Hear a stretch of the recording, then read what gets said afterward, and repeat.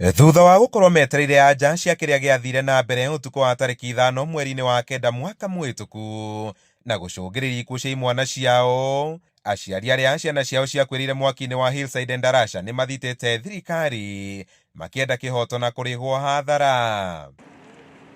Maciira merĩ ni mahandĩtwo igoti-inĩ ni komishoni ya kũrũĩra ihooto cia ũmũndũ KHRC, cira wa mbere ũkĩenda igoti rĩtindĩke thirikari kuoera maabithaa ayo a ministry ya gĩthomo arĩa makomire wĩra-inĩ makinya mahiũ, ũndũ ũmwe na thukuru wa Hillside no rũgamĩrĩri waguo.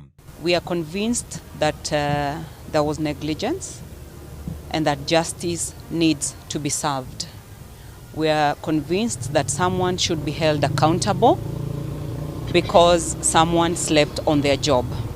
And we are seeking to have the court declare that the rights of the children to life were infringed upon, and even the rights to life of the parents that have survived the children have been infringed upon. Hamwe noguo aciari aya no marenda kuguũrĩrio kĩrĩa kĩarĩire kĩrĩa kĩngĩ ũtukũ wa mũtino. It is a pity that we can assume that after such an act happened, then everything just goes on normal, like nobody cares.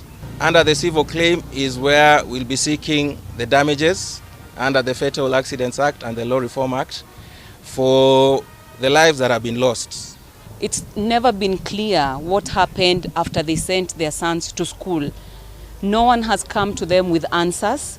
We've heard about investigations being done. Even the DNA tests that were conducted, the results were not even brought to them.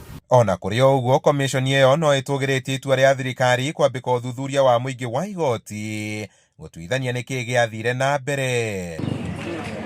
Handũ-inĩ ha Inooro TV kuma igoti-inĩ rĩa Nyĩrĩ, njĩta Kamau wa Mwangi.